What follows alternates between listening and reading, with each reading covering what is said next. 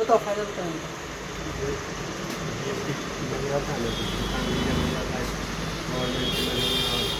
सामान चीज़ें लाते हो आपको रिफंड नहीं मिलेगा, एनएफटी भी लग सकता है। हमसे क्या कुछ बताओ। नहीं ठीक। हाँ जीएसटी आपका सुन लो, मैं जो कह रहा हूँ उस चीज़ को ध्यान देना। मैं 5 ही पॉइंट बताऊंगा, ये सर्टिफाइड हो जाएंगे, मुझे पता है, ठीक है ना। हाँ, पर्सनल पर्सनल होता है, बिजनेस बिजनेस होता है, ठीक है ना। वो तो भाई पर्सनल भी दिए हैं और गाड़ी को भी दिए। गाड़ी को बोर्ड नहीं दिए, चक्का दिए, लेकिन गाड़ी से हम लॉन्ग रूट तक जाते हैं, और पर्सनल हम 2, 4, 5 किलोमीटर तक जाते हैं। बिजनेस का वही पहलू होता है। पर्सनल पर्सनल है, आपकी जितना उसका लिमिट है उससे ज़्यादा इन्वेस्टमेंट रहेगा। 10 लाख 15 लाख 20 लाख 30 लाख इन्वेस्टमेंट है, लेकिन पर्सनल 10 लाख है। अभी 10 लाख इनकम ही होता है। लोग साल में अब 5 लाख 7 लाख लोग कमाते हैं, अच्छे अच्छे करोड़ों कमाते हैं, लेकिन नॉर्मल दुकानदार 5, 10, 15 तक कमाते हैं।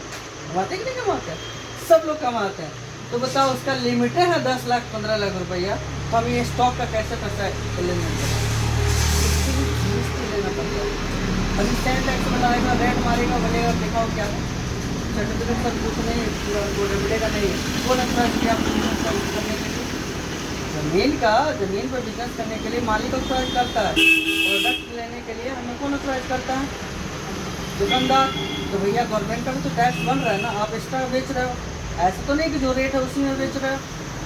10 रुपये की चीज़ तो 10 रुपये में नहीं बेच रहे हो ना, कितने में बेच रहे हो?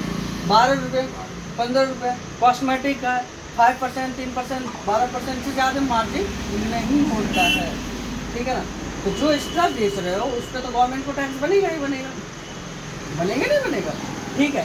इसलिए जीएसटी जब हम लेते हैं तो मेरे को 50 लाख तक आपका ट्रांजेक्शन करने का अलाउड करते हैं।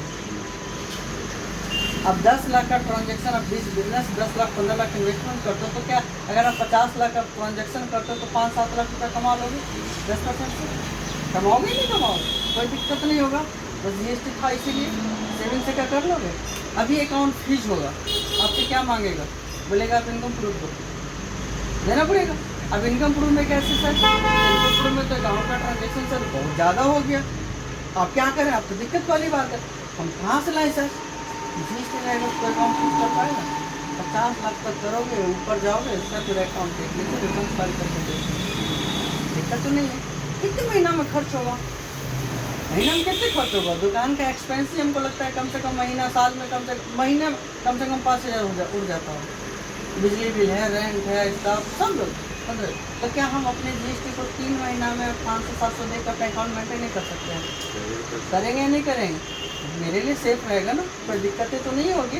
प्रोडक्ट भी लाएंगे तो जहाँ से माल लाएंगे पक्का रेट लगेगा, एक्स्ट्रा 1 रुपया भी नहीं लेगा। तो एक्स्ट्रा ले तो फिर टैक्स भर, हमें क्या दिक्कत? तुम हमको 20 देगा, टैक्स तुमको भरना है।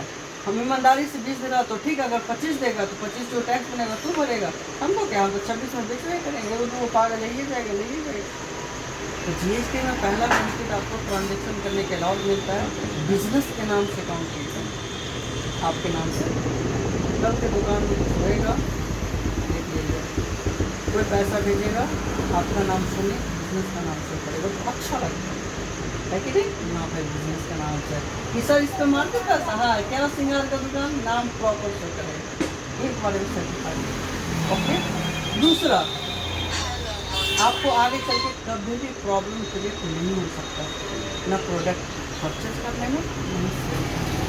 तीसरा, गवर्नमेंट के अंदर हम रजिस्ट्रेशन ले लेंगे और लेने के बाद गवर्नमेंट का जो स्कीम आता है उसमें को फायदा मिलेगा। चौथा, मेरे पर टेंशन ही नहीं रहेगा,